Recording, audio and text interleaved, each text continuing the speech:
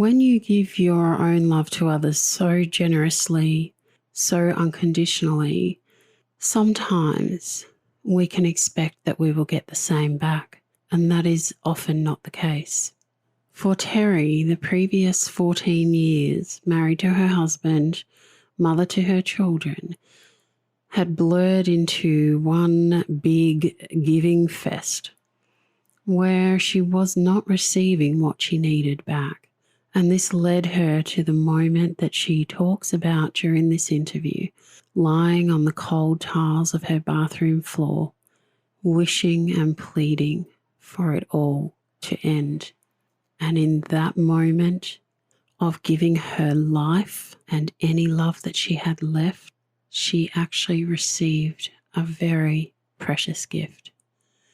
And in today's interview, you will hear lots of consequences that have occurred since she received that amazing gift from the universe in that moment of utter despair, lost hope, and lost belief in herself.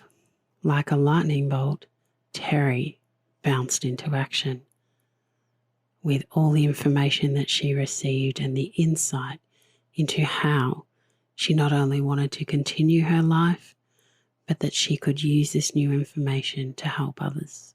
Terry will talk about a lot of full circle moments in this podcast, and of particular emphasis, there will be much discussion around trust and trusting the process, trusting yourself and trusting the universe. Manifestation is powerful when you know how it works. Let's get into Terry's story. Have you ever had one of those gut-wrenching moments when life ground you to your knees and you found yourself asking in despair, why me? This podcast is all about sharing your stories and journeys, from asking why me to declaring this is why me.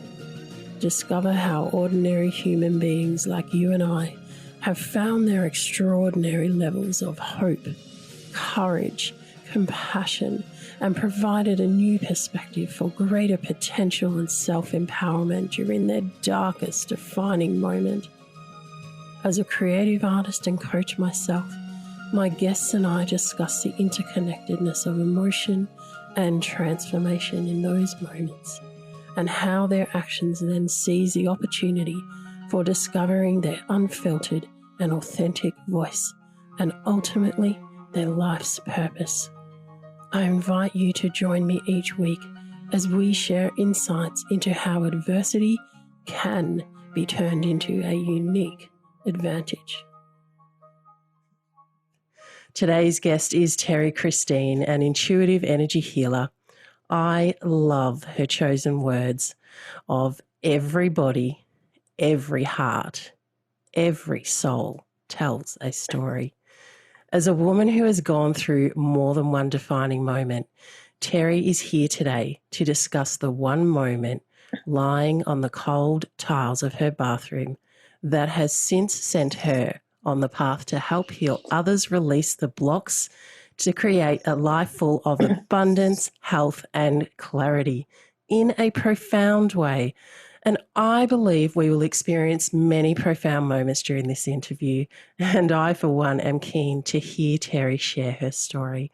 Welcome to the WhyMe podcast, Terry.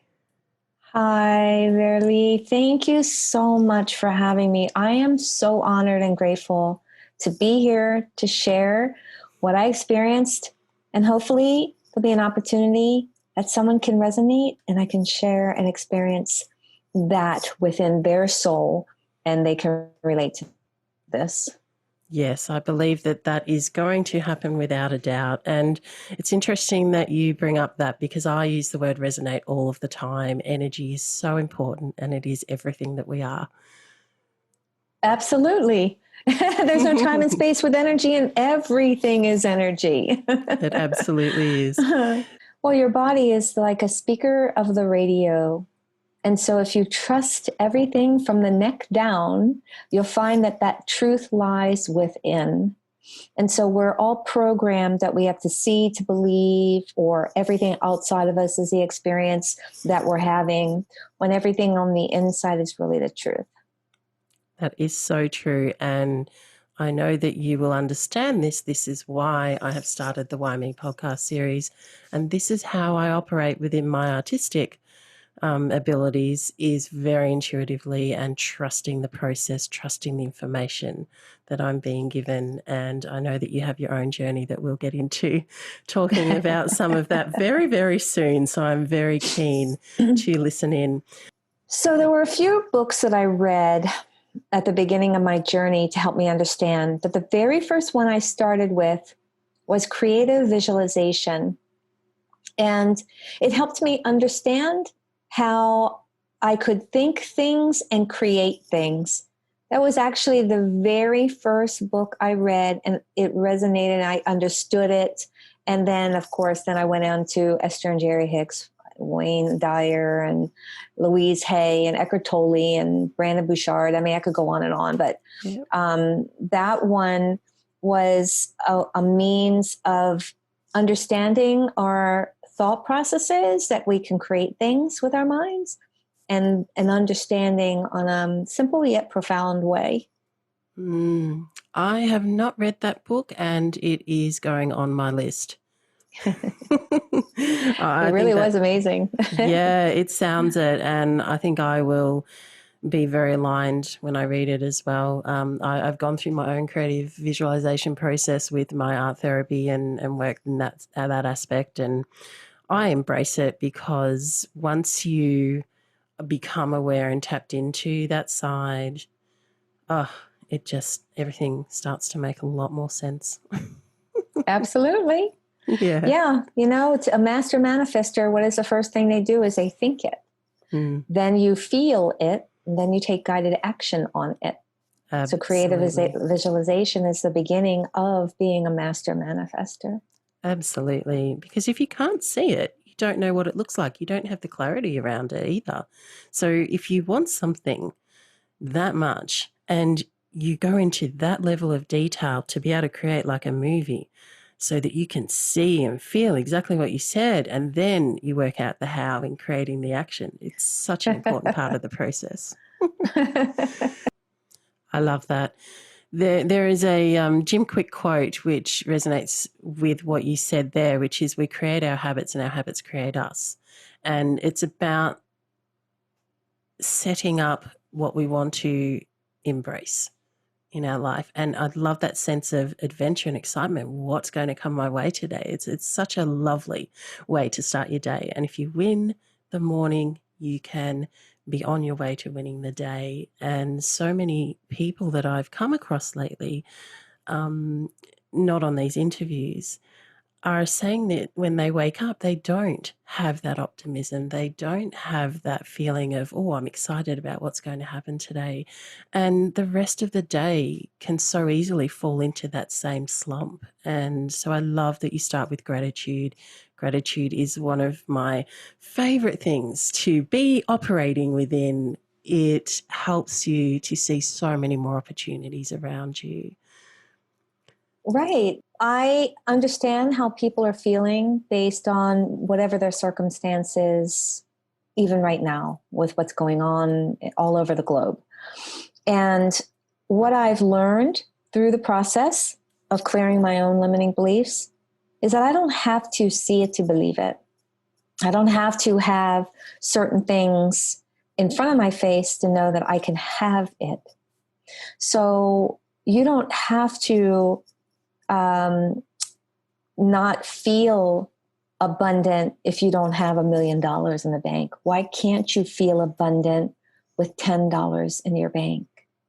You know, you can focus on the fact that you're here present, that maybe you're listening to this podcast or you're reading a good book, great glass of wine, warm water in your tub, a kitty cat that purrs.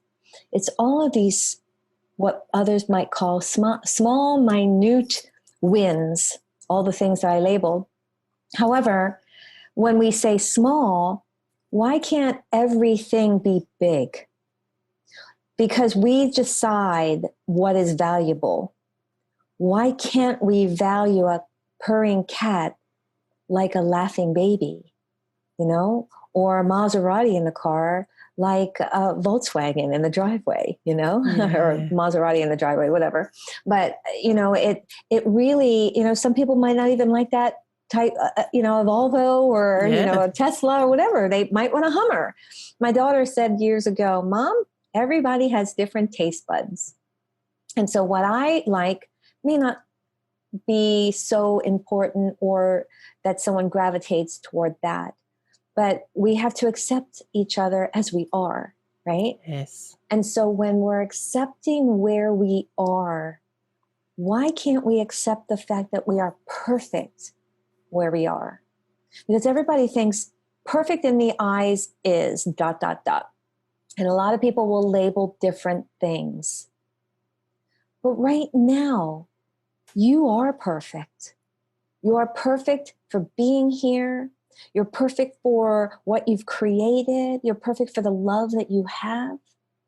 There may be some limiting beliefs and blocks within your subconscious, and yes, there are. Everyone has them, including myself. But that's just simply something that's embedded in your subconscious that can be released. But right now, as you're here present in the space, nothing else matters except for just being perfect right here, right now. I love that. We spoke a little bit about that before we started the recording, and it is so important to accept who you are and love that you are perfect, because what is the notion of perfect? Perfect changes. Perfect is not, it is not a concrete thing that I say, well, I'm going to attain this at that point in time and then I will be perfect. It's always changing. So it's almost like an unobtainable goal anyway. So understand that when you are flexible in your approach to what perfect really is, we are perfect. We embrace this right now. It changes everything in your life to come from that perspective, doesn't it? And I'd love to share with you a moment when I woke up from the coma that no one believed I could survive. I was taken by ambulance to a second hospital after I woke up, and I explained to people, this is where my perspective, and I've had a number of perspective shifts in my life. This is where my more recent perspective shift came, where I explained to people the sky had never looked so blue, and the green of the grass and the leaves on the trees had never looked so vibrantly green. And the warmth of that sunlight on my skin had never been so comforting and just perfectly warm. Nothing had changed except my perspective on the world. And it is such a moment like that where everything in your awareness changes and you see opportunity everywhere. When you wake up in the morning, there is opportunity because you're alive, you're breathing, and you have the ability to embrace who you are in that moment and moving forward. I love it. And create and manifest and have lots of abundance and lots of fun and lots of adventure. That's right. So much to look forward to. Well, I'm really looking forward to hearing your story. So how about you share with us a little bit about that WhyMe moment? Yeah, I reflect back on when I was at the end of a 14-year relationship. I am sure that many people who are listening and maybe even, you know, are sharing this link with another friend. But at the end of a 14-year relationship, we had 2 children, beautiful girls, and he struggled with providing and giving unconditional love. He really did. Came from a family of 8, and I came from a family of 3. I was one of 3 kids. And throughout our 14 years, I did not feel all of the love that I gave. I didn't receive it back. Actually, everything had something attached to it. Everything had a caveat. and, in order for me to receive what I was expecting or wanting, expecting is the bottom line of failure, let's put it that way. Yes. That it all had a price to it for him. And the deeper and longer I was in the relationship, the harder I struggled within myself. Because if anyone can relate being with someone who you feel like they're just not there and you don't know why. They talk to you, they interact with you, but there's just this movement of air between the two of you. And I gave and gave and gave until finally I felt like there was nothing else left within me. I felt like an empty shell. I felt everything I could imagine to speak started with UN, meaning unsexy, unloved, unwanted, unheard, unseen, everything. And when I walked, I couldn't remember moving from one room to the next. I had a corporate type job. I made 6 figures. I took care of the kids. He created this atmosphere like it was 1940s. What's for dinner? Pick up the paper after I'm taking care of the kids, taking care of the house, got a corporate job. But I had to take care of me, and then he took care of him. I took care of the kids, and he took care of him. Now, in him, he's a good person. But what my soul needed wasn't enough for me to feel that I was getting the ebb and flow of the love that I was giving. So when a person continues to give, then what happens is that resentment sets in, frustration, anger. I was becoming very low, very dark. And it was 3 months before the end of that relationship. And it got to the point where I would not speak that much because I was always in fear of how I would trigger him. I didn't really communicate other than telling him, communicate and listening to what his day was at work, taking care of the kids, and that was it. Didn't really tell him much about what I was doing at work. He never really asked. So here I was 3 months before. I woke up at 3 a.m. I love the happy hour time, 3 a.m. And I looked over at the clock and I looked at him and I crawled out of the bed because just like every night, I didn't want to disturb him. I loved him so much. I cared about him. I didn't want to wake him up. And I went down into the bathroom and I laid on the floor. And I remember feeling how cold the tiles were. I remember saying, I'm done. I knew that I could not end my life, but I was so willing and so able to say, you can do it, God, source energy. Just stop my heart because I am ready. I had 2 beautiful children, and I know there's people out there that have the same thing. But when you get to the point when all you want is that intimate connection of love from your partner. I was getting it from my children. No, I don't want everyone to be confused by that. But there's a difference between that intimate, full-blown, committed relationship love that I wasn't getting and I never had in those 14 years we were together. So after giving endlessly, there was nothing else left that I had. So at that point, I was done. My kids, they would have been okay. He'll be fine. I'm done. And then I was crying so deeply. Just stop my heart. I'm ready.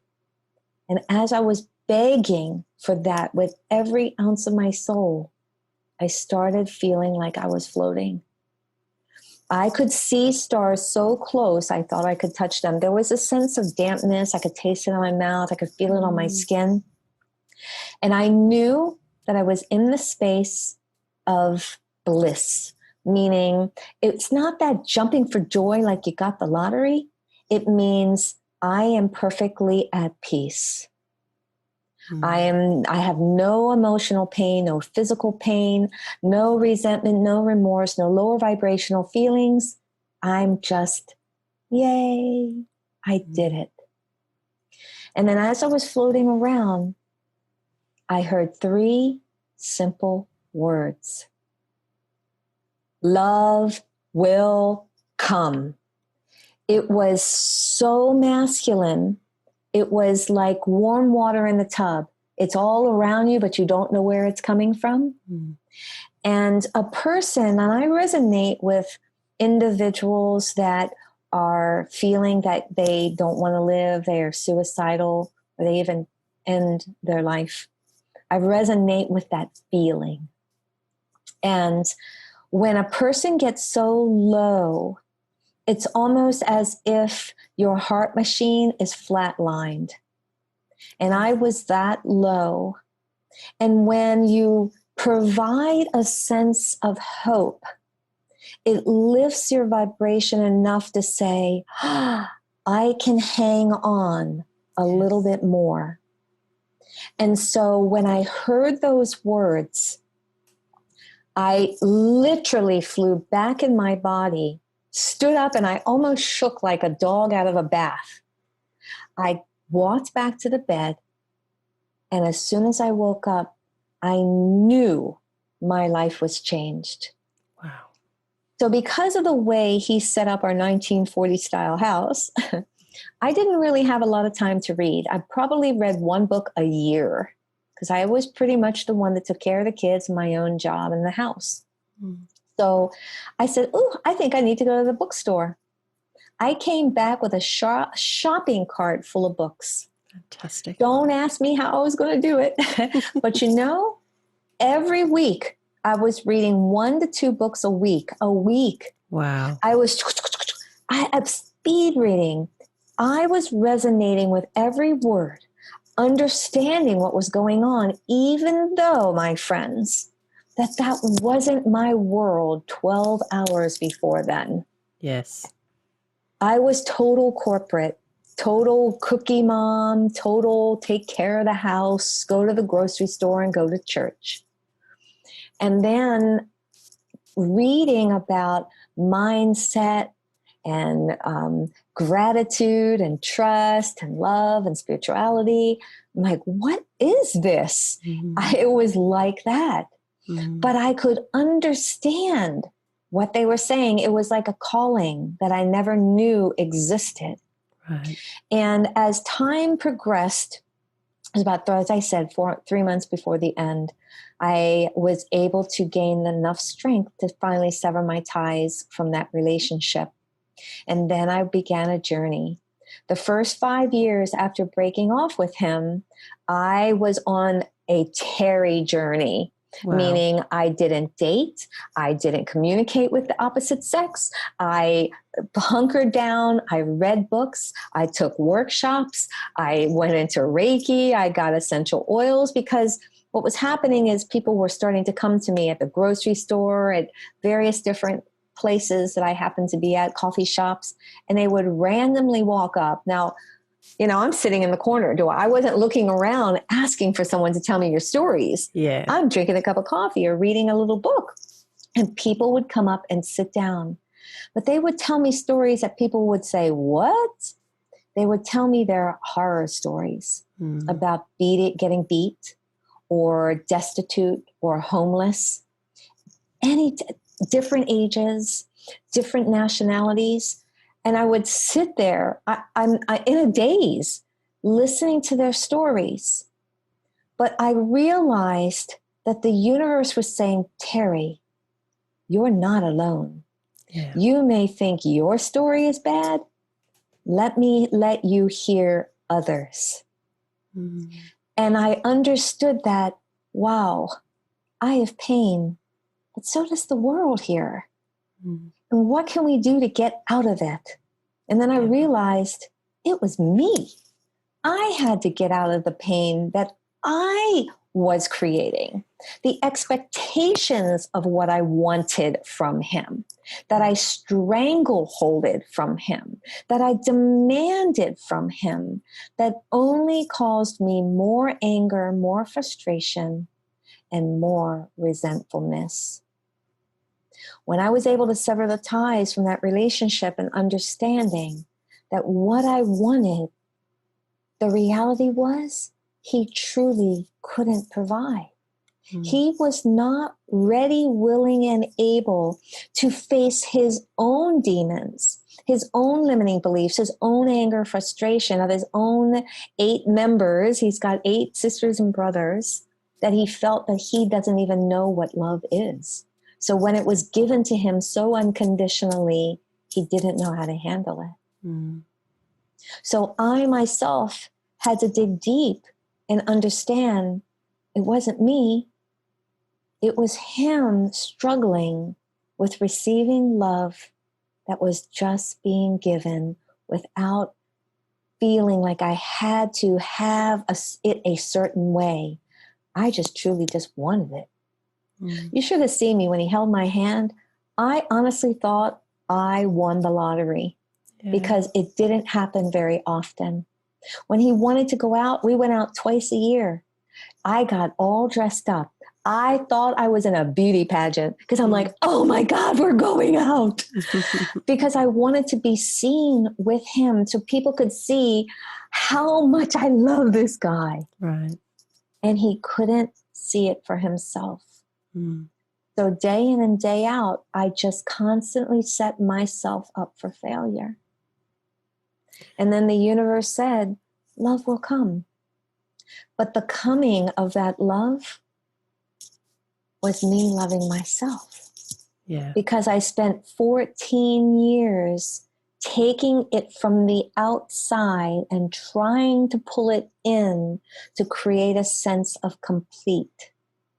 Such an important moment, but it's such an important realization to come to, in that here it's actually something that you can change yourself. And I just want to, before you go on, I want to go back to that moment where you're feeling the coldness of those tiles, you're on the floor, you're saying to the universe, just stop, just take this. Now, you're in a position where you said you've been wanting to and not receiving anything. And so here you are giving. And at that moment, you were giving up to the universe your life. You were saying, here, take it. This is the last thing that I have to give. And in that moment, you received everything that you needed. Absolutely. You know, it's interesting how you said that, because when I was living so far outside of myself, that's what you do when you constantly give and expecting something in return. Again, the expectation that you end up being an empty vessel. And laying there, the only thing that I did have was that physical body left, because I felt like my soul was flattened.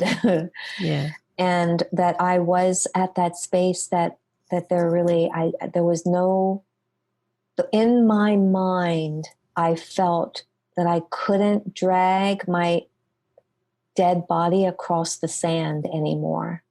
Yep. It's such a profound place to be in every sense, physically, emotionally, spiritually. And sometimes I wonder, because after that you spoke about people coming and telling you their stories. They were telling you their pain, really, was what they were sharing. And so from this experience, I mean, had that happened before? Were people doing that before? Or was it almost that this new awareness had brought the opportunity for that to occur? I lived in a life that everyone kept things quiet. You know, corporate, you just talk about business, you graze over how's your mom and your pet. You know, you don't go deep. It's not safe. So I never shared anything deep with him because he didn't feel safe to share it. Actually, it's funny how I even tell my kids, they're 24 now and 22. And I say, you know, I have to be honest, I don't really know your dad. Yeah. I don't know his pains and sufferings. I don't even know his upbringing and his child, except for the little tiny snippets after 14 years that he would give me. It was probably maybe an hour of conversation. Wow. Now, some people might say, man, she sounds bitter. No, it really is what happened. Yeah. So there's no bitterness. Actually, I can say to this day, I love him. I've learned to love myself more. Right. And that was the key. I didn't love myself enough because I was using him to fill a void that I had without loving myself. Yeah. And once you've understood that, once you've got to that point where you've received that awareness, you are receiving so much from so many sources now. So here you were looking to one person for a sense of fulfillment and for information and for getting what you needed. Once you realize that, hey, this is up to me, you are receiving in abundance. So it's almost like, wow, the universe has opened up now. Here you are, and people are being attracted to you. I'm wondering, though, how you handle that emotionally, because we're talking about a lot of deep stuff here where you know, you were used to that surface level, and now all of a sudden it's like bang, bang, bang, you know, suicide, you know, all this stuff. Mm-hmm. So how do you, as a person, Mm-hmm. not being immersed in that experience, and all of a sudden this is all happening, and I relate to this because I had something very similar happen, but we'll talk about that later. I want to know how that was for you. You know, how did that feel? Was there confusion? Did you know what to do? Was that making things difficult for you? How did all of that come about? It's Vera-Lee from Australia, the founder of the WhyMe Movement and podcast. Well, one idea, one vision, one person. This self-funded podcast and movement has started to take a life of its own, which is exactly where I had planned it would be. To hear the stories of the far-reaching impact across many countries in this world, it humbles me to know that my vision is shared, understood, and positively influencing people to look at the changes they can make for their own adversity and how they can find the strength, the courage to be inspired and feel connected and empowered to use their adversity to their advantage. One of the best ways that you can help support the WhyMe Movement and podcast is to subscribe to the various channels, such as the podcast platform you are listening to this on now and the YouTube channel, which has much bonus content released. By subscribing, you will make sure that you are one of the first to find out who is coming up next, more about our guests, and the interesting questions that I ask them, which do not get released on the podcast platforms, and lots of other good bonus content. I always love reading your comments, and so please feel free to leave them on each of the platforms. The beauty of social media is that you can easily share single episodes or any of that bonus content from YouTube onto your own social media platform with your friends, which helps to bring this positive, inspiring message to far more people, allowing you to be an active participant in the WhyMe movement and vision. On Apple Podcasts, it always makes a big difference if you can leave a rating, review, and subscribe to the show. Let's get back to today's story. So, you know, I love that question because a person can look at that life-altering experience just like coming to a path that goes left or right. If you choose left, you could go down the victimhood. I'm so angry, I'll hate him the rest of my life, and so on and so forth. I chose right. Yeah. I chose that I, had an upbringing where my parents were teenagers. I was the middle one. And so by the time my mom had my sister, my mom was 18. We were not triplets. And so you can imagine the lack that we endured in our upbringing, lots of pancakes for dinner and lots of electricity turned off. And so then I am the end result of lack, or was until. Okay. Yes. And so here I am, lack love, lack this, lack that. And then realizing, you know what? Bomb this, bomb that. Okay, you can hear those words. I said to myself, I don't care, because at the point I felt of no return, which was on that bathroom floor, the pain that I was feeling was the same thing. I was hit by a car when I was 8 years old, and I felt that same emotional pain as being the same physical pain of being run over by a car. Wow. It was the same for me. And I chose to say, you know what?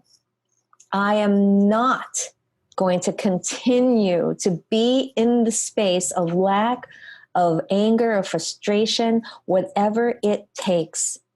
And because I had a corporate background in sales and all of that, and I was an expert in my field in sales, I said, you know, I can utilize some of this, whatever it is that I spent these years learning. There's something here that I can help myself with.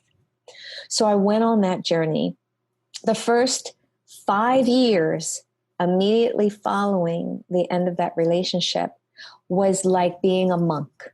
Right. I spent time reading, watching, analyzing, training. I trained with masters because I was an expert in my field. So I'm like, you know what? I want someone that I felt was equal. You know, they always say, put yourself in the room with people that are that you can learn from. I don't want to use the word above or anything like that, but that you're learning from. Yes. And because of the position I was in my industry, it was kind of rare to find people that I could learn from in the same room. I was always the one teaching. Right. So I decided, you know what? I have got to get to the space that I have got to learn what's going on in me. Because I am not a victim. Yes. I was not going down that path. Yeah. I chose light, not dark. Yeah. So it's such an important thing to explain, because as you said, that you come to that crossroads in your life, and everyone has come to a crossroads. Sometimes these are choices that we make that will completely change the way that we live our lives. And sometimes they're as simple as, am I going to choose something healthy for dinner tonight or not? Right. Every single choice that we are making is sending us on a path towards where we're eventually going to end up as a person, as a human being, as to where we are and who we want to be and what we are in the world. And again, I'm going to come back to the giving and receiving here. It is such a theme in what you're talking about. Even being a teacher most of the time, and you know, you said about wanting to be around other masters of things that you wanted to learn from.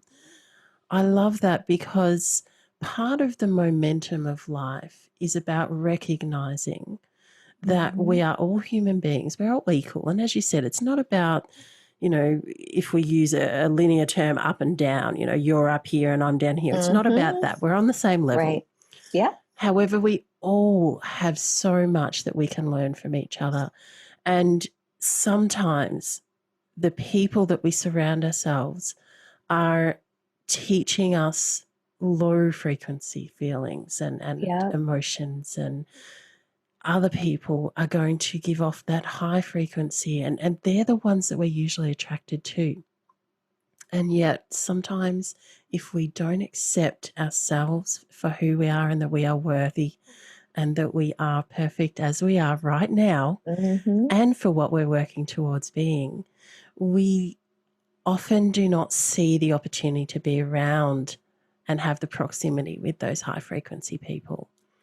And so it's about saying, you know what, I am worth this. I am going to be around people who I can feel better and understand myself more and know what it is that I need, because that clarity will bring purpose. Oh, I love what you just said. Well, clarity It's does bring so purpose. true. It is. But I want you to say it again, because a lot of people get challenged with feeling like they just need clarity in order for a solution. But what you said is higher than that. It is. And I will say it again. Clarity brings purpose. And I understand this. The WhyMe Movement and the WhyMe podcast has come out of my own seeking and searching for many years. And although it was only put into place this year, it has been conceptualized and visualized and manifested for many, many, many years. What I did do this year was I gained clarity of my purpose within what I'd been manifesting and wanting to do. And here, now everything is exploding into action, because until you have that ability to welcome the information you're receiving, and there is that lesson in allowing yourself to receive information. And there's one of those limiting beliefs that when we realize we're perhaps blocking some of that information unintentionally, once we realize that and allow that information to come in and become a little bit more of an observer of ourselves, that we can say, oh, now hang on a minute, I just turned off to listening to that. Perhaps I'll take a step back and I'll actually allow that information to come to me. I'll observe it. I'll see how I respond to it, see how I feel about it, and then decide, am I going to use it or not? And when you get to that point, and when you really focus on why you're here and what it is that makes you feel good, I would love to know what you think about this, because for me, my clarity and my purpose, I've always known my purpose. My clarity in how I was going to manage that and how I was going to connect to people, and how I again needed to trust myself and those feelings that I knew they kept coming back because they were right, then allowed that purpose to be, then allowed that purpose to be put into action. Absolutely. You know, as I was listening to you, a little story came up, and I love my superpowers. I teach intuitive development, and you were talking about the clarity. It was a combination of what is being seen and shown to you, right? But I wanted to take it another step further, because your intuitive superpowers are also the opportunities of clarity. Yes. So as I'm teaching this one client, we're clearing all her limiting beliefs, and she's an adoptee, And so she's got quite a bit going on that is keeping her from trusting her body. So as I tell people, your body's like a speaker of the radio. Without the speaker, you can't hear the music. So we use the physical body as a means of understanding the energy. So she was on the phone with her son, and he says, Mom, I'm missing my whatever drive, my computer drive stick, or my memory stick. And because I'm teaching her, I'm clearing her so that she can trust her connection to source energy. So in her mind, she heard, it's in the backpack. But she chose not to tell him, because then what happened is that she started thinking and saying, he doesn't have a backpack anymore. He's 22. He's left that when he was 17. I'm not going to say that. I'll be wrong. So now she's starting to question the answer she received. Then he kept on and on and on, and she withheld it, but she kept hearing it. 2 days later, he said, Mom, I found it. It was in my backpack. So the end story here is that you could be asking yourself, man, I really need a vacation. I just don't know where to go. You let it go. then it becomes part of the collective consciousness of all this energy. But then you drive to a location, may it be to work or to visit someone or whatever, and you miss what's right in front of you as you're waiting at the light, and that bus drive by and says, it's time to go to Puerto Rico. Mm-hmm. You see it, but because you're not present, again, this is a lifestyle. You have to be present. You have to be mindful. The answers are all right in front of you. You hear the birds twerping and tweeting. You hear the buses moving by. You see the signs. You just have to say, there it is. Mm-hmm. And without a doubt, she doubted. The person watching the bus drive by doubted it. But when you live in the space like I do, when I get answers, I take action on it because I trust it 100%. Yeah. That's where your clarity is, and that's where your purpose is, and that's your power drive. Yeah. That is so powerful. And I've communicated on this topic with many people. And I think that you put it so eloquently then. Excuse me. I think you put it so eloquently that it's 100% trust. And I think that's some people's sticking point. They might have 95% trust, and then that tiny bit of doubt comes in.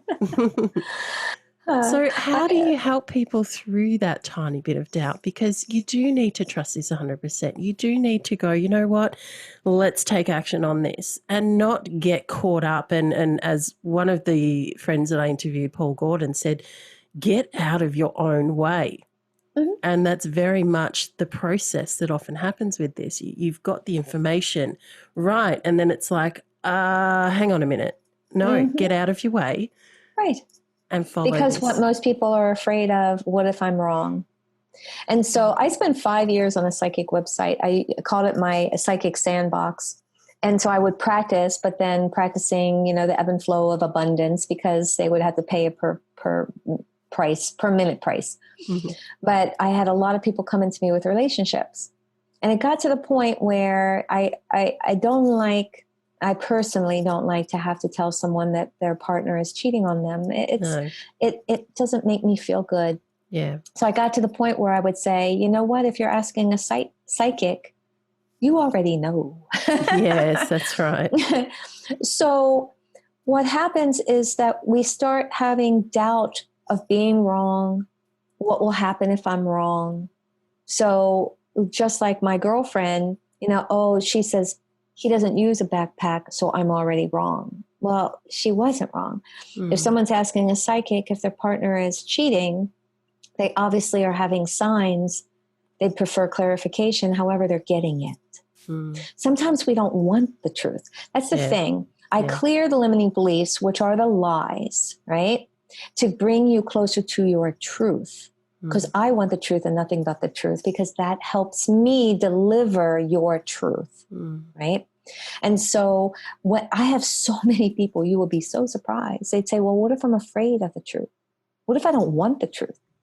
Well, then you'll never be accurate in your life. You'll never have clarity. You'll never see your purpose. You'll never be moving forward, that's for sure. Because if you don't want the truth, that's a big stop sign.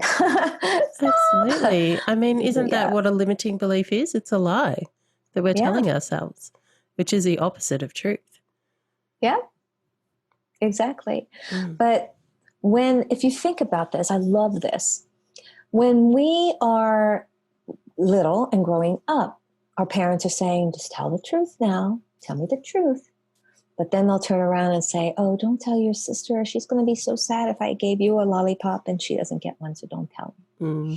Or, oh, your little cousin didn't get a gift for Easter, so just tell her. And so now our parents are thinking it's just, oh, it's okay. We don't want to hurt the feelings, but they're already creating those limiting beliefs for us not to say anything because we don't want to hurt anybody's feelings. So that's how that comes up with people that hesitate to share. I don't want to share to hurt their feelings because you've already been taught, don't say it because you'll hurt their feelings. All of these things are taught upon us because all we do is we do want the truth. We want to know the truth if our friends love us. We want to know a truth if our partner's into us. We want to know a truth if we're getting ready to be canned from our job. We do want that. But a lot of, oh no, I'm not ready. You're always ready. Yeah, you are always ready. That's right. And the other thing just about what you said there too, we do want the truth. Even the people who are living within a false belief. So let's say, like you said, people come to you about relationships. Say, well, actually, you already know if you're here. You already know that there's something not quite right. Something's not going the way that you want. So they actually already know that truth. So they're creating this false belief, if you like, or living in avoidance or denial or whatever that is. They're creating that situation. And I talk about this with a lot of people who've gone through trauma recovery. And for me, it was a lot of sexual assault during my marriage. And it was, you know what, to be able to fully embrace my recovery and my healing and get to a point where that was an experience I had and it does not any longer change my behavior moving forward in my life. And so I remember what happened. To get to that point where you can do that and release all of the pain and hurt that is stopping you from being who you are in the present moment, you do have to strip yourself bare, as in to get to the complete truth of who you are and how you got in that position. Now, what I often explore with people is that we cannot always control the environment that is around us. We cannot always control the people around us. What we can control is how we interpret that information and how we respond for ourselves as to who we are. And why this relates is that in stripping everything back, to come to the realization and understanding that some of your choices in life have led you to that point.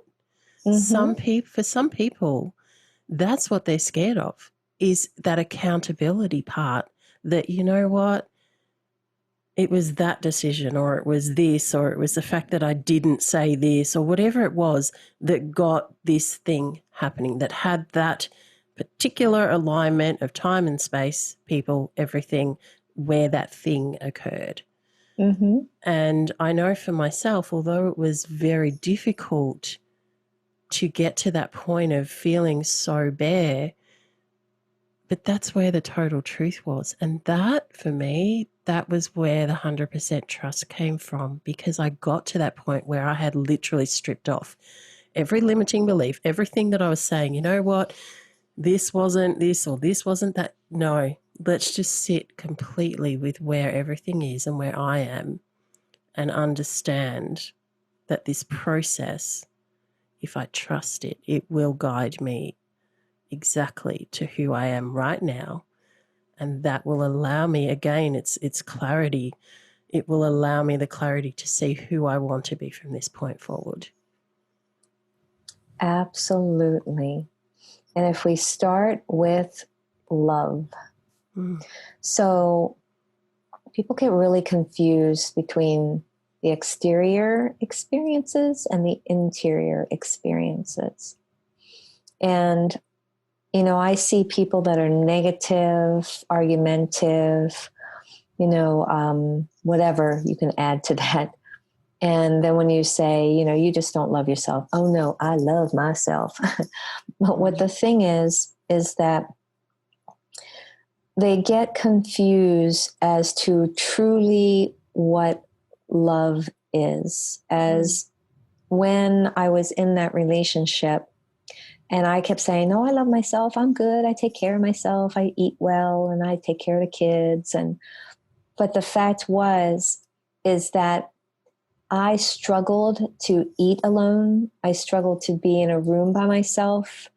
And that is where we talked about living in denial. Yeah.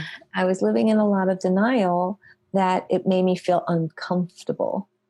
So that's where, when I had that spiritual epiphany, and then I spent that 5 months of monk time, I love it, that I had to learn me, because I had spent all that time up to that spiritual epiphany not living as me. Yeah. I was living as what he wanted me to be, what my work and job wanted me to be.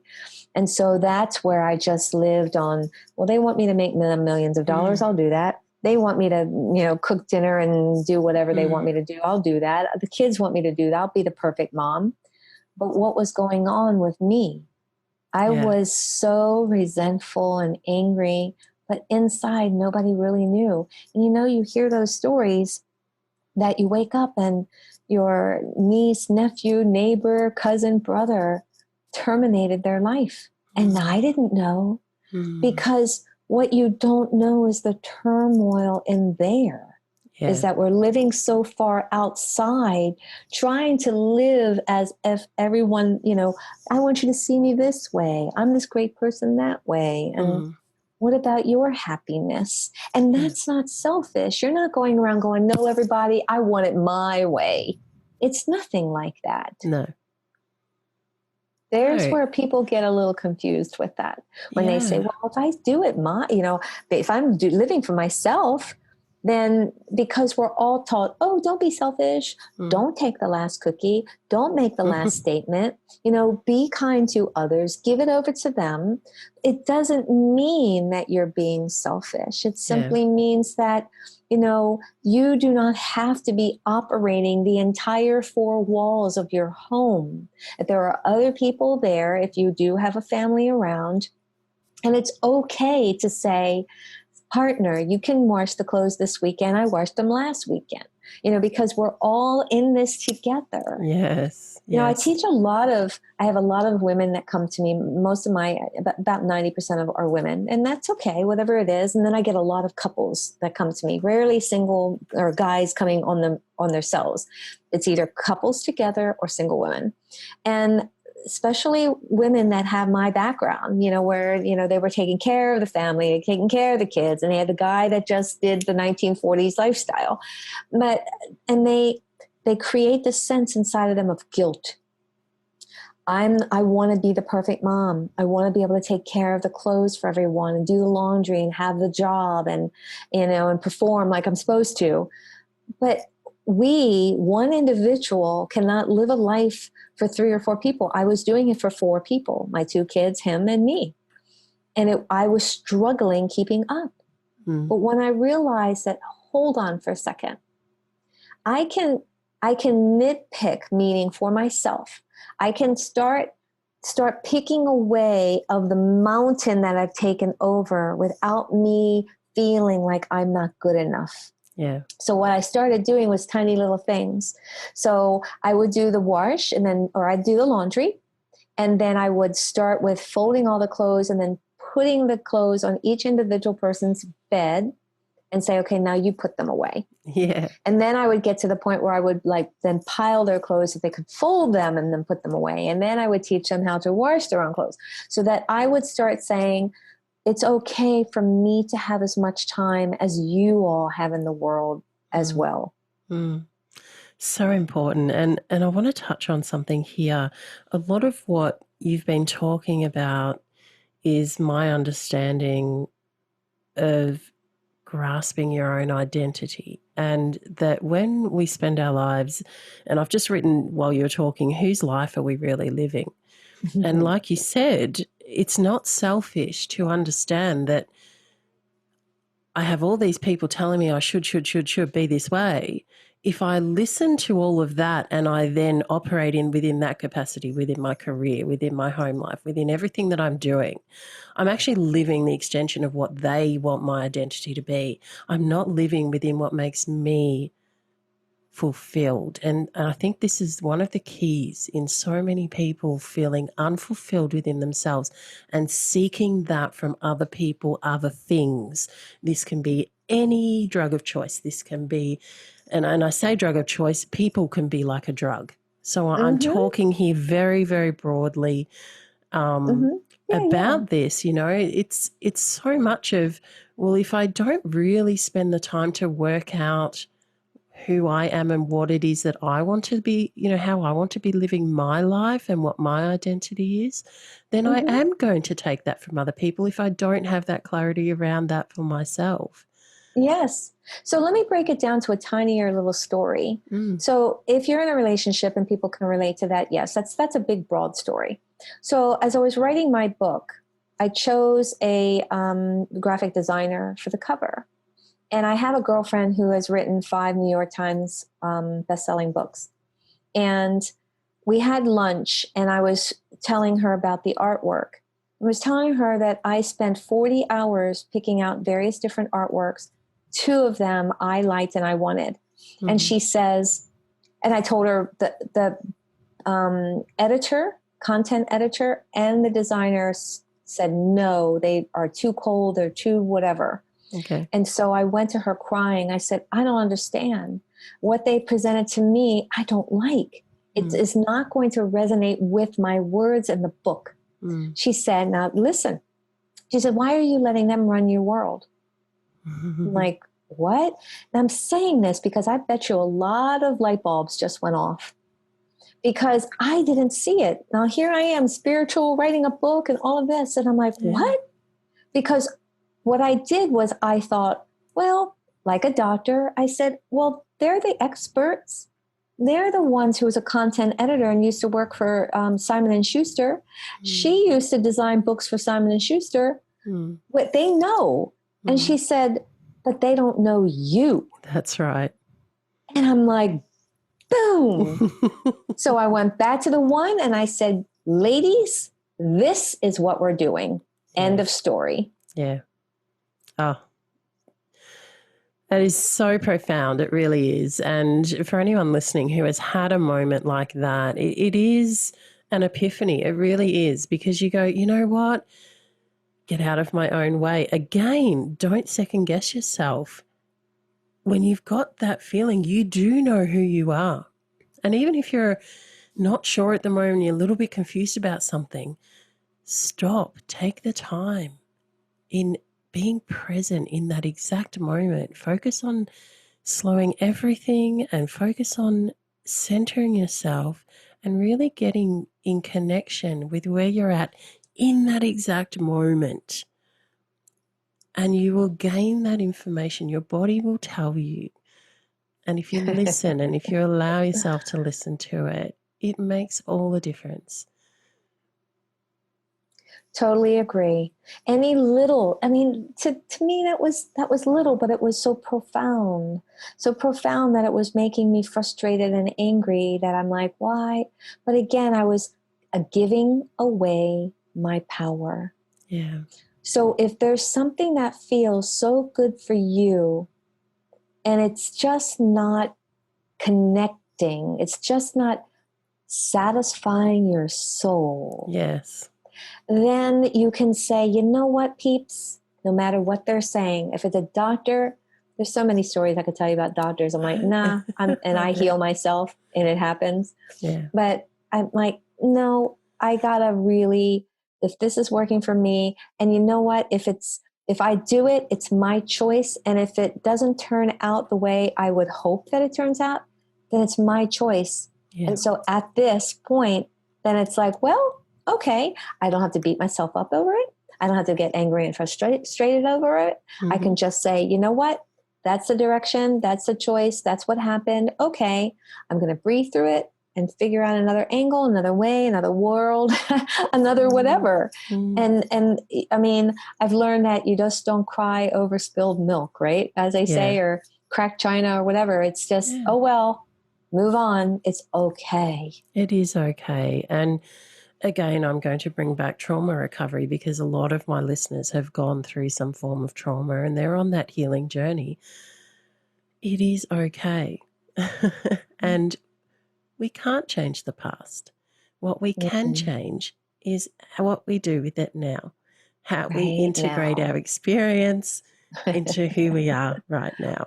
Right here, right now. Love you. Yeah, it's so important.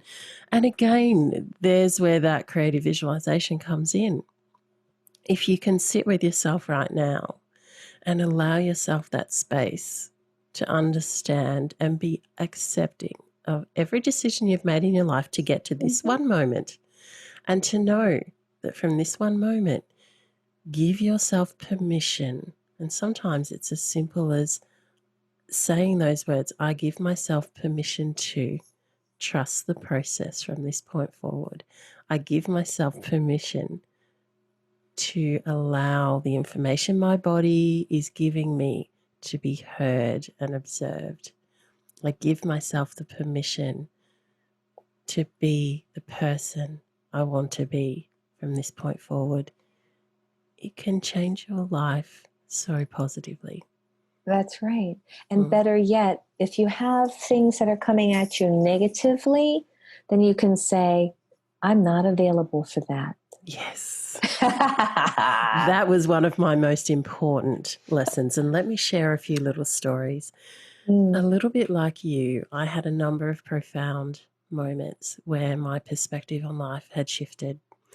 And what I found was that, a little bit like you, I'd be walking down the supermarket and people of all ages, all genders, would come up to me and start telling me deeply intimate things about their life.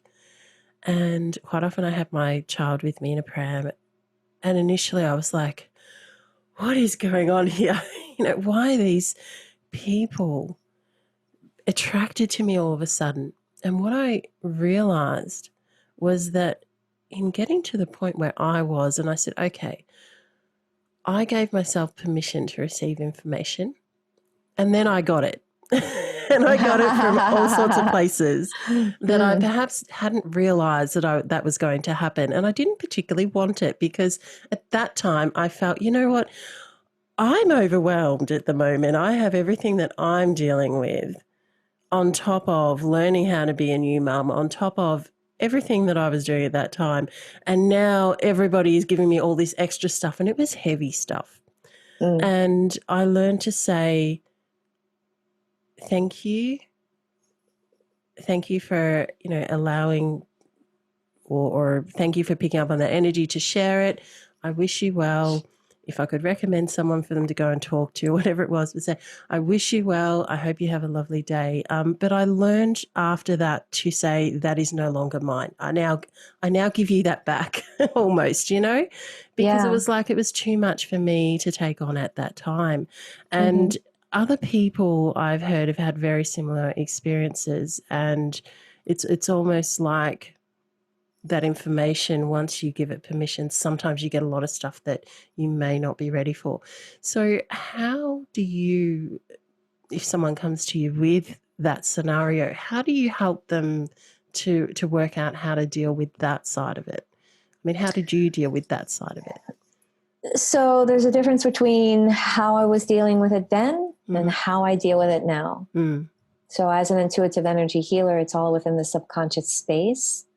So when I work with people, all I need to know is your first name. I need nothing else, because once I get the first name, the energy is open. You're open to receive. I'm open to connect. And so I'll connect to the subconscious. So with my superpowers, because I'm clairvoyant, clairaudient, and clairsentient, that allows me to hear, feel, and see.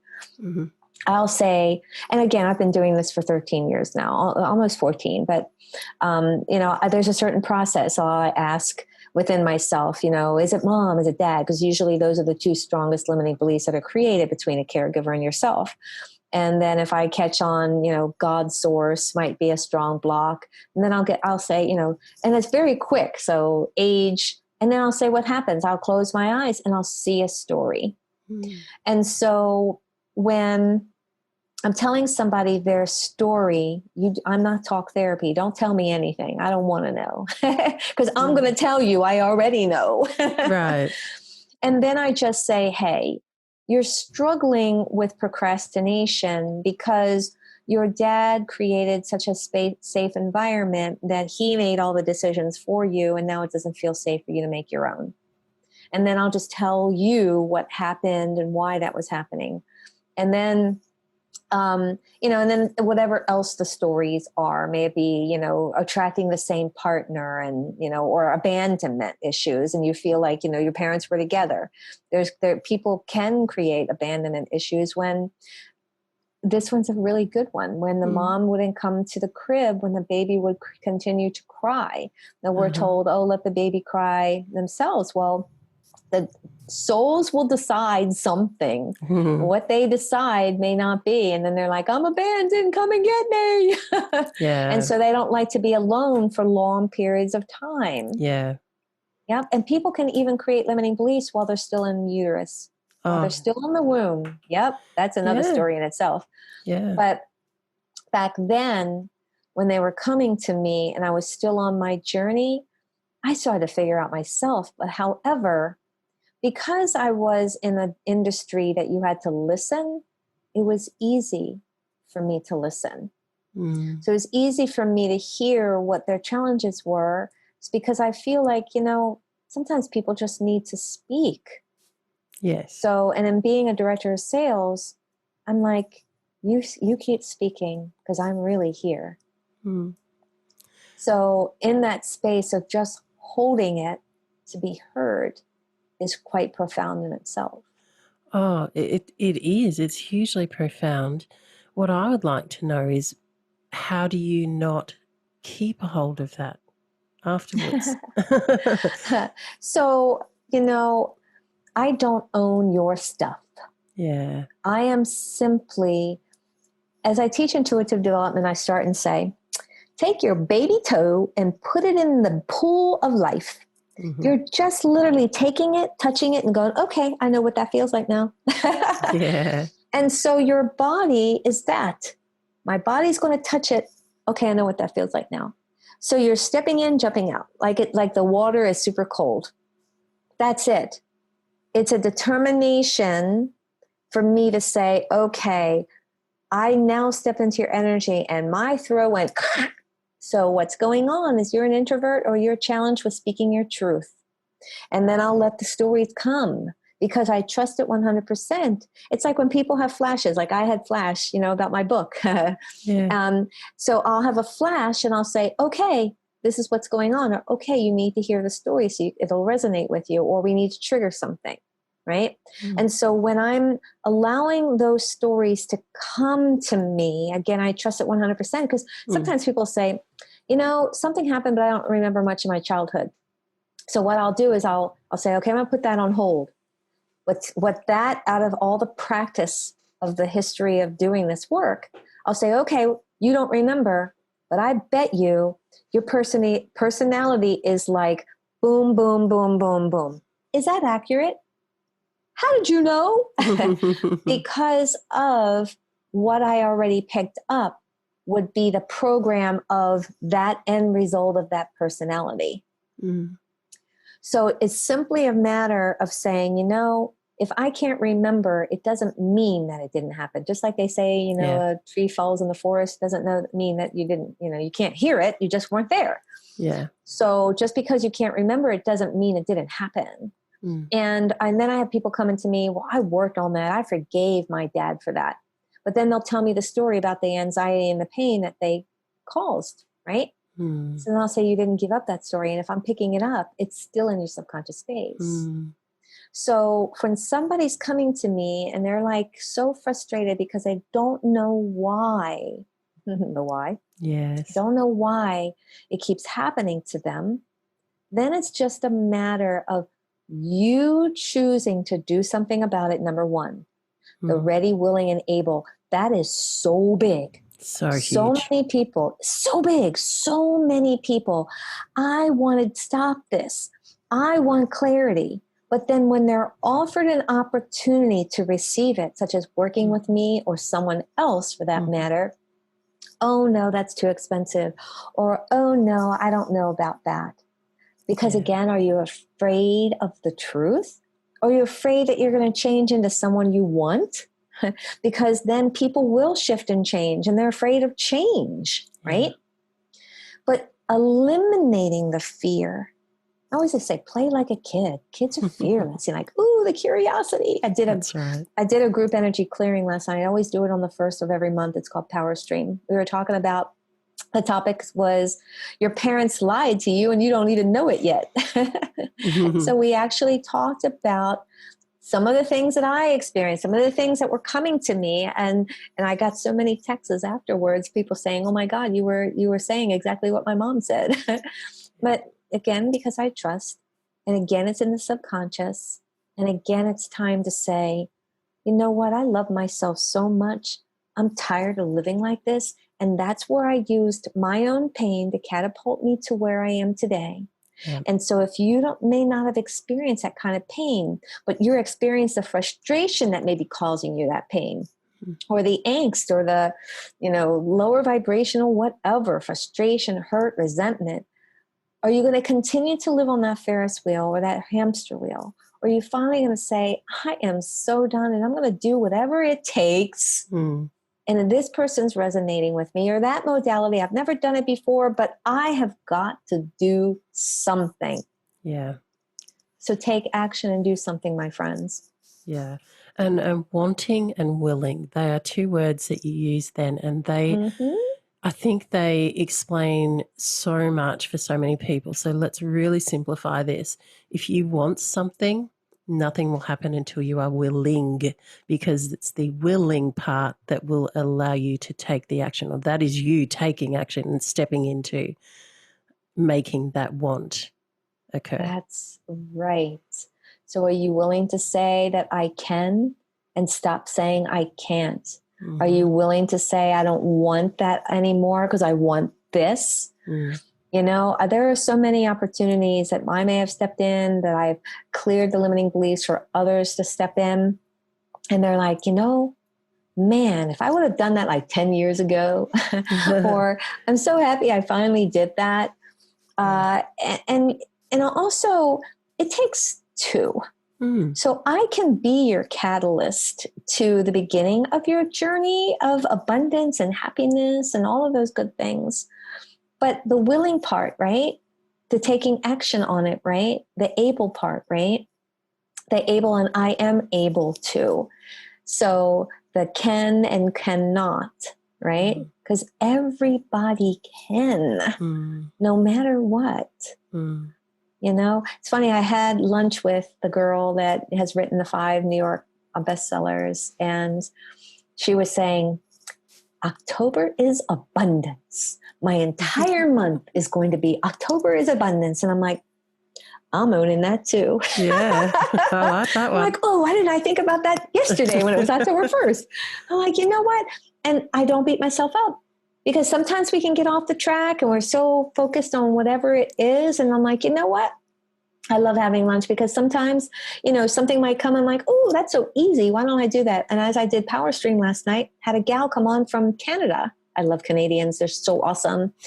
And she said, Terry, you said things so simple that I got it. And I said, but what happens is that we think it needs to be hard in order to be simple. Why can't it be simple? Yeah. Right? Yeah, totally. This is so important in the journey to understand simple. Sometimes things are just that simple. Why do we overcomplicate? Why do we throw in all this extra stuff? We get this bit of information. It's a backpack. Okay, it's a backpack. Simple. Don't get into all the extra. Yeah, it's so important. And I was just interviewing a top Australian lawn bowler the other night, Lee Schreiner, and he's written a book. And his book I adore, to be honest, because it is broken up. It is so simple in its framework. And when I was talking about it with him, it's written in plain language. He could have put lots of big words in there. He didn't want to. He said everything. He said that the way that I wrote this book, the framework was the most important thing.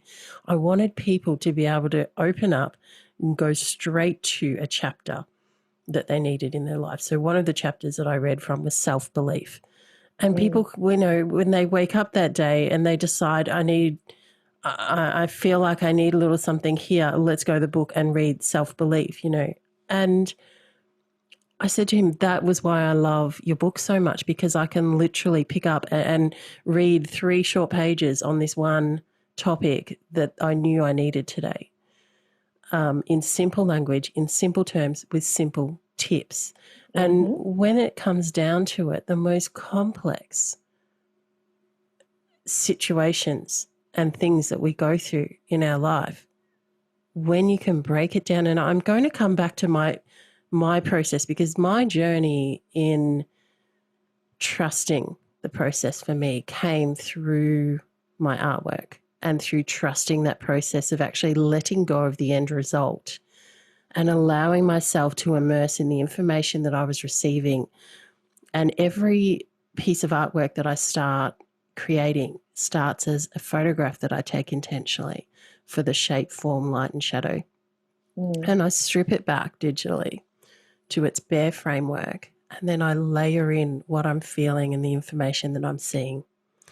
And that process of layering, and then the end result occurs. And it's almost, not quite, but it's almost like I'm just an observer throughout this process. And in allowing that to happen and trusting it 100%, it's about allowing yourself to get to that raw essence of who you are, and then building in, and again trusting that what comes is what you need. And I certainly find that it's simple shapes, it's simple colours, it's simple things, and yet when you build all of that together, it can look very complex in the end, but really it's those simple building blocks. And it starts from that solid foundation of, you know what, I know what this is. And now we can build in all those good layers of things that are helping and making something beautiful. And yeah, it's such a process. And I love simplifying things. I love breaking it down. And some of my most complex pieces of artwork, when you look at them en masse in a large scale, and it's just like, wow. And I say to everybody, now go in and go in and go in even more, and you will see that everything is created by simple shape and colour. Yes. And life is so much like that. Yes. Yeah. You're so amazing. Oh, thank you. I'm just listening to you. You know, sometimes people are afraid of deep. Yeah. And when you're revealing your inner soul, it can be vulnerable. And it can feel unsafe sometimes for people when they're vulnerable. But to be able to reveal it and open it up, you know, when sometimes say, man, I love you, you're so real. And it's like, whoa, what a compliment. Yeah. But you also understand that real can be vulnerable. Yeah. And it's truth. Yeah. It's fun, it's adventure, it's laughter. It's like dancing in a tutu in a parking lot of a church. Yeah. You know, but to speak deeply like that, and sometimes people they may not be able to understand. That's why actually over the course of all these years, and I get the flashes of little stories from me, because sometimes I have to reveal just a little snippet so someone can understand that, you know, the way you just explained it. They say, and you were explaining it's beautiful and when you're connecting, and then someone's over there listening going, well, what does she mean by connecting and how does that look beautiful? And so as I was able to learn through this journey and then, you know, work with people one-on-one, I tell them these little stories so that it can trigger a memory, and then they're going, oh yeah, I remember that, or oh yeah, I've had that feeling.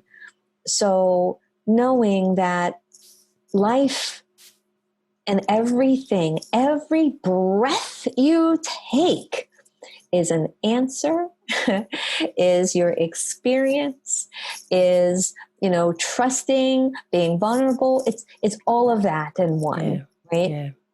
And the biggest component is that if, like I always say, oh my gosh, it just fell out of my mouth. Because whatever it was meant to fall out of my mouth for the client, it was meant to fall out of my mouth for my friends or my children, but it's not hurtful. It's not, to be intimidating. It's whatever the universe felt at that time. They used me as that conduit to provide that message. Yeah. So don't question what falls out of your mouth when it comes to your mind. Don't question that flash. Don't question that idea or that story. You might be in a circle of 3 girlfriends, and all of a sudden you see a story of a horse, but you don't share it. You're like, that's weird.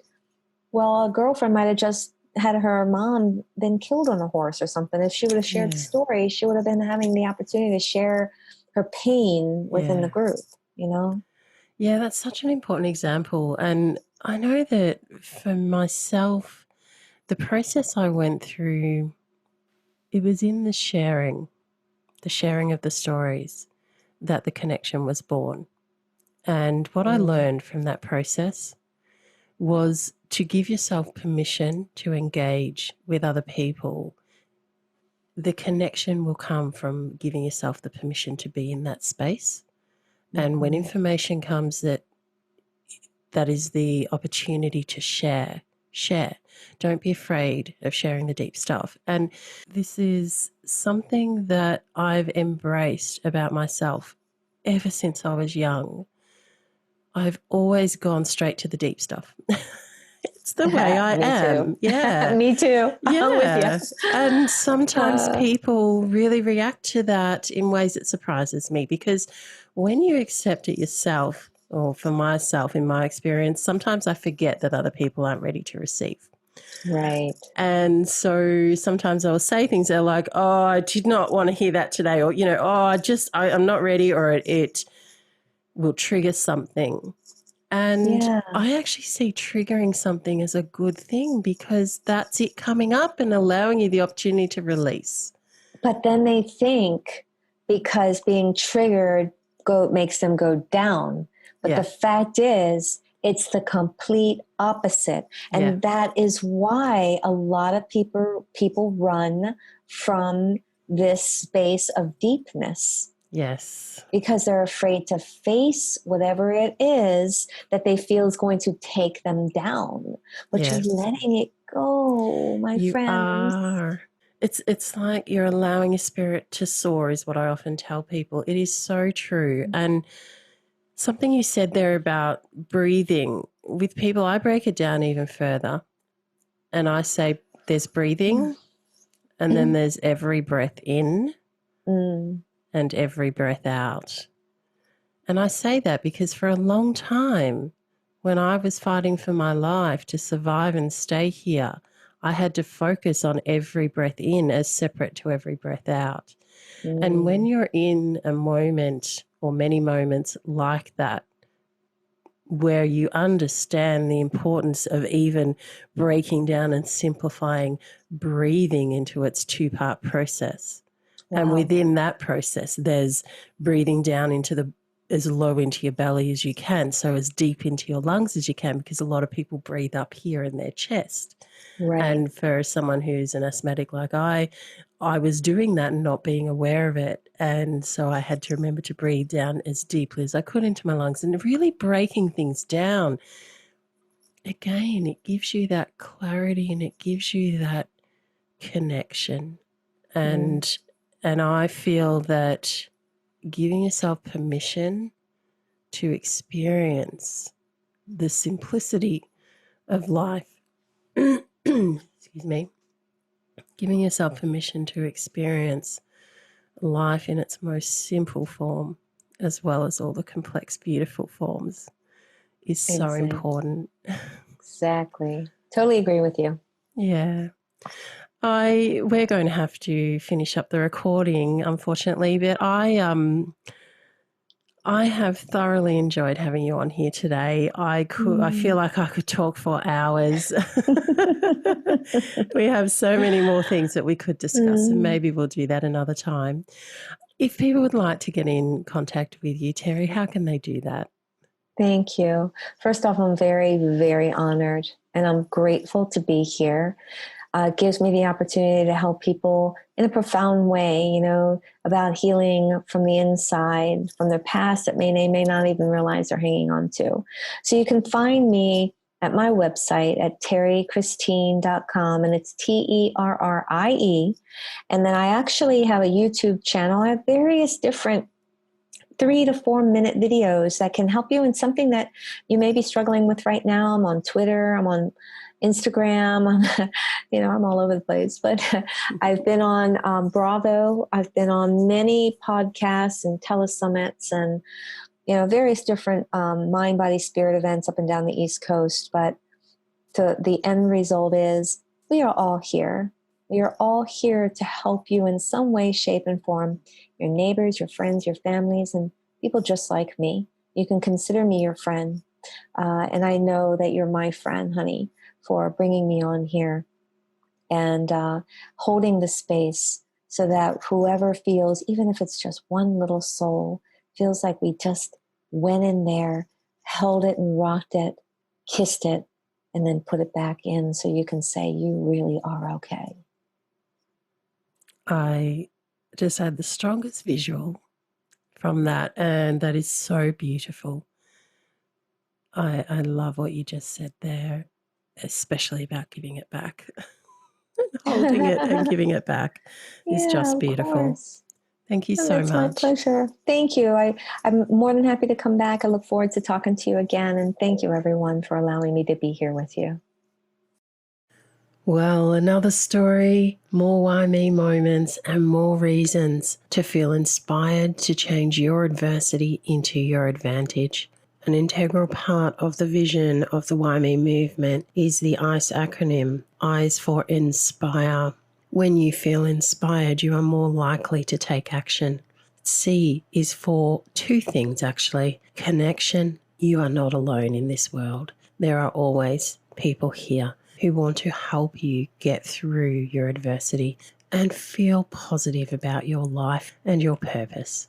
It is also for courage. Courage, in my opinion, is feeling the fear and doing it anyway. And there lies the importance of connection. For sometimes we don't feel we have the courage to do things on our own. And yet once we have the emotional support of those people who we trust, it can help us to feel that fear and do it anyway. And lastly, the E is for empower. When we have that connection and the courage and the inspiration to know, get our clarity of purpose, well, that is when we feel empowered to take the action that we want to do to change some aspect of our lives for the better. If you would like my personal support in this area to help you get through adversity in your life, you can contact me at Vera-Lee Original on social media.